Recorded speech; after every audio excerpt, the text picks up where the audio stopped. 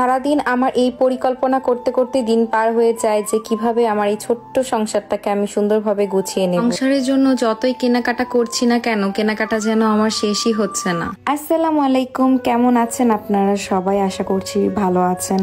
আপনাদের দোয়ায় আমি অনেক বেশি ভালো আছি। সেদিন আমরা একটু সোফা দেখতে যাই পুরানা দোকানে। এটা একটা পুরানা দোকান, আর দেখলাম খুবই সুন্দর সুন্দর সোফা এসেছে। আর আমাদের এই ব্ল্যাক কালার সোফাটা হচ্ছে খুবই পছন্দ হয়েছিল। আমার ডাইনিং টেবিলের চেয়ারগুলো হচ্ছে ব্ল্যাক কালার ছিল, এই জন্য এই ব্ল্যাক কালার সোফাটাই হচ্ছে আমরা সেদিন নিয়ে নিই। এরপর হচ্ছে আমাদের উপরের রুমের জন্য এসি দেখছিলাম, আর এই এসিটা আমরা নতুন পেয়ে গিয়েছি, একদম পুরা নতুন ছিল কার্টুনের ভেতরে। তো সীমান্ত বলছিল যে নতুন এসি যেহেতু পেয়েছি তো আমরা এসিটা আজকে কিনে ফেলি। ইলেকট্রনিক জিনিস বা লাইট, চুলা এন্ড ওভেন, তারপরে হচ্ছে কুকার, আপনারা কিন্তু সবকিছু পেয়ে যাবেন এই দোকানটার ভেতরে। যারা যারা লোকেশনটা দেখতে চান অবশ্যই হচ্ছে আমি স্ক্রিনে দিয়ে দিব, আপনারা দেখে নিবেন। পর হচ্ছে আমরা লালাপটের নিতরণে চলে যাই। ড্রয়িং রুমের পর্দাগুলো হচ্ছে আমি এখান থেকে কিনেছি, আর এখানে হচ্ছে আমরা গিয়েছিলাম আমার উপরের বেডরুমের পর্দা কিনতে, বাট আমি চাচ্ছিলাম একটু ডিফারেন্ট কিনতে। আর এই পর্দাটা খুবই ভালো লাগছিল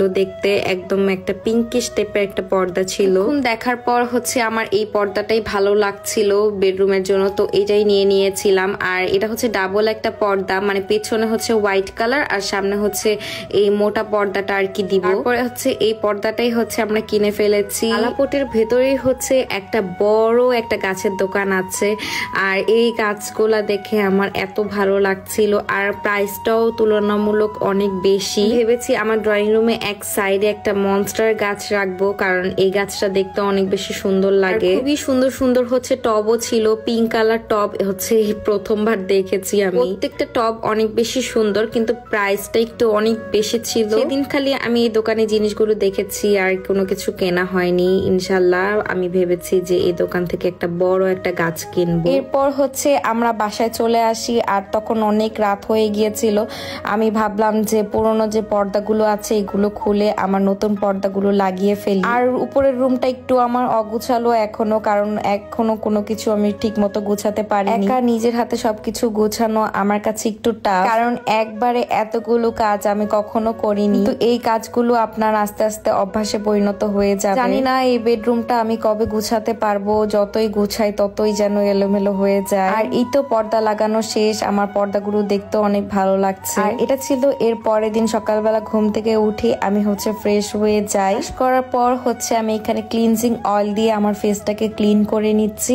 সবসময় আমি হচ্ছে চেষ্টা করি ডাবল ক্লিনজিং করার। রিসেন্টলি আমি আনোয়ার এই ভাইরাল ফেস ওয়াশটা কিনেছি। ফেস ওয়াশটার আমি অনেক ভালো ভালো রিভিউ দেখেছি, দেখার পর ভাবলাম যে না ইউজ করে দেখি যে কেমন। ফার্স্ট ইউজ করাতে আমার কাছে বেশ ভালোই লেগেছে, এন্ড আমি এটা রিভিউ আপনাদের সাথে কয়েকদিন পর শেয়ার করব যে এটা কেমন। আসলে একবার ইউজ করাতে বোঝা যায় না যে কোন প্রোডাক্টটা আপনার ফেসে স্যুট করছে, কোনটা স্যুট করছে না। শোয়ার পর হচ্ছে আমি একটা টিস্যু দিয়ে আমার ফেসটাকে ক্লিন করলাম, যেটা আমি সবসময় করি। কিছুদিন আগে হচ্ছে আমি সমুদ্রে ঘুরতে গিয়েছিলাম, তো সমুদ্র থেকে এই শামুকগুলো আমি কুড়িয়ে এনেছি। আর যে আটাটা আমি ইউজ করেছি এটা হচ্ছে গ্লুগান, আর গ্লুগান দিয়ে হচ্ছে আমি প্রত্যেকটা শামুক আমার এই বটলটার মধ্যে বসিয়ে দিচ্ছিলাম। বটলটা দেখতে খুবই সুন্দর লাগছিল, প্রত্যেকটা শামুক হচ্ছে এক একটা এক এক রকম ছিল, আর দেখতেও খুবই সুন্দর লাগছিল বটলটা। তো হচ্ছে আমি রান্না করতে যাই, আর রান্নার তেমন কোনো ক্লিপ নেওয়া হয়নি। সেদিন হচ্ছে ঢেঁড়স ভাজি করেছিলাম, একটু ডিম ভুনা করেছি। রান্না করতে গেলে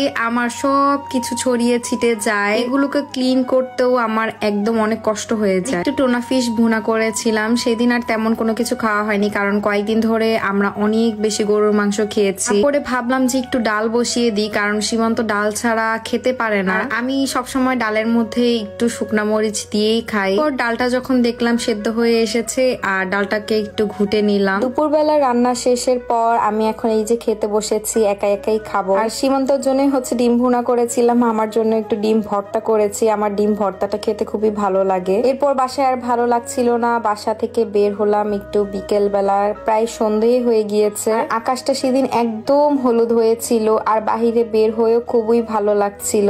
আর আমার বাসার সামনেই একটা ফুলের দোকান আছে, সেই ফুলের দোকানটাতেই আমি একটু দেখতে যাচ্ছিলাম যে কি কি ফুল এসেছে নতুন। জাস্ট 5 মিনিট হেঁটেই হচ্ছে চলে এসেছি। এই দোকানটা আমার অনেক পছন্দ, আর আপনারা তো জানেন এই দোকানে একটা বৃদ্ধ মহিলা আছেন, উনি আমাকে অনেক বেশি পছন্দ করেন। ওনার দোকান থেকে যখনই আমি কোনো ফুল কিনি না কেন, উনি সব সময় আমাকে চেষ্টা করে যে একটা না একটা ফুল গিফট করার। যে উনি আমাকে গিফট করলেন, আর আমি তো হচ্ছে এখনো জাপানিজ ভাষা জানি না, এই জন্য হচ্ছে উনি আমাকে সবসময় লিখে দেন যে এটার প্রাইস এইটা, এটার প্রাইস এইটা। একটা ফুল গিফট করেছিল, বাসায় এনে ফুলদানিতে সুন্দর করে সাজিয়ে রেখেছি। বেলা সীমান্ত অফিস থেকে আসে, তো বলছিল চলো আজকে তোমাকে বাহির থেকে একটু ঘুরিয়ে আনি। আজকে আমি খুবই সুন্দর একটা থ্রি পিস পরেছি, অনেকদিন পর একটা ব্ল্যাক কালার থ্রি পিস আমি পরেছি। থ্রি পিসটা এত সুন্দর আর এত আরাম। যারা যারা এই ড্রেসটি নিতে চান কমেন্ট বক্সে এন্ড ভিডিওর ক্যাপশনে হচ্ছে আমি মেনশন করে দিব। ম্যাচিং করে একটা কানের দুলও পরে নিয়েছিল। এরপর আমরা আপুর বাসায় চলে আসি।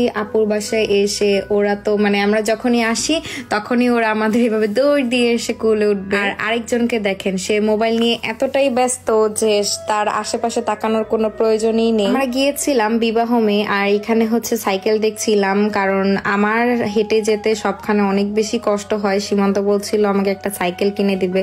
এটা শোনার পর তো আমি অনেক বেশি খুশি হয়ে যাই। বিবাহমের ভেতরে অনেক বড় একটা গাছের দোকান আছে। এই দোকানটা যখনই আসি তখনই আমার মাথা একদম নষ্ট হয়ে যায়।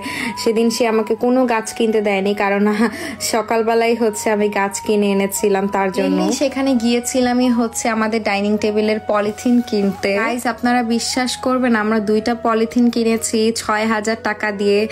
এইটা জাস্ট আমার আম্মু যখন শুনছে, আম্মু বলতেছে কি এত দাম কেন এখানে? আমি বলছি কি হ্যাঁ, এখানে সবকিছুর অনেক বেশি দাম। আমরা এই পলিথিনটা চুজ করে ফেলি, এন্ড এটার উপর একটা ওয়াটার কালারের পলিথিন আমরা দিয়েছি। এটা বেশ ভালোই লাগছিল আমার। এন্ড দেখেন তারা খুব ইজিলি হচ্ছে মাপ দিয়ে নিল। মাপ দেওয়ার পর কিভাবে জানি কেটে ফেলেছে, মানে কোনো কাঁচি ইউজ করে নাই, বাট মেশিনের টাইপের একটা কি জানি ছিল, এটা দিয়ে কেটে ফেলেছিল। তো এখন বিল দেওয়ার পালা, বিল সে দিয়ে দিচ্ছে। কি হয়তো বিশ্বাস করবেন না যে আমি 6000 টাকা দিয়ে 2টা পলিথিন কিনেছি। এই যে দেখেন 6500 টাকার মতো প্রায় পড়ে গিয়েছে। এরপর বাচ্চাগুলো বলছিল যে তারা সুশি খাবে, এন্ড ওইটার পাশেই হচ্ছে সুশির দোকান ছিল, সরি রেস্টুরেন্ট ছিল। এন্ড আমার ননাস হচ্ছে আমাদেরকে আজকে ট্রিট দিতে নিয়ে এসেছে। তারা সুশি খাবে বলে কতটা হ্যাপি হয়ে গিয়েছে, এন্ড সেখানেই হচ্ছে ডান্স করা স্টার্ট করে দিয়েছিল তারা। সবাই কিন্তু মাশাআল্লাহ বলতে ভুলবেন না, আর সবাই অনেক বেশি দোয়া করবেন তাদের জন্য, যেন তারা বড় হয়ে ভালো কিছু করতে পারে। খুব যাদের বাবা নাই, তাদের বাবা না থাকার কষ্টটাও হয়তো বুঝবেন আপনারা। আমার হাজবেন্ড সব সময় তাদের চেষ্টা করে খুশি রাখার, তারা যেন সব সময় খুশি থাকে। তাদের মামা তাকে অনেক বেশি ভালোবাসে। এটা হচ্ছে আমার ননাসের মেজো বাচ্চা, মাশাআল্লাহ ও নতুন স্কুলে ভর্তি হয়েছে, আর স্কুলে হচ্ছে একা একা খেতে হয়, সেখান থেকে সে শিখে এসেছে। আর এই যে এটা হচ্ছে আমার ননাসের বড় ছেলে। সবাই এখন অনেক ছোট ছোট। প্রত্যেকটা সুশি খেতে পারি না, কারণ কি কয়েকটা সুশি হচ্ছে মাছ সেদ্ধ করা, আর সেদ্ধ মাছ খেতে আমার একদমই পছন্দ না। আর এই চিংড়ি মাছের সুশিটা আমার অনেক বেশি পছন্দ। আমি যখনই যাই না কেন এই সুশিটাই খেয়ে থাকি। এই কাঠিগুলোকে জাপানিসে হচ্ছে হাসি বলে, আর হাসি দিয়ে হচ্ছে আমি সীমান্তকে খাইয়ে দিচ্ছিলাম। আমি হাসি ধরা এখনো শিখিনি, একটু একটু জাস্ট ধরতে পারি আর কি। আমি তেমন একটা লাইক করি না, বাট কয়েকটা খেতে খুবই মজা লাগছিল।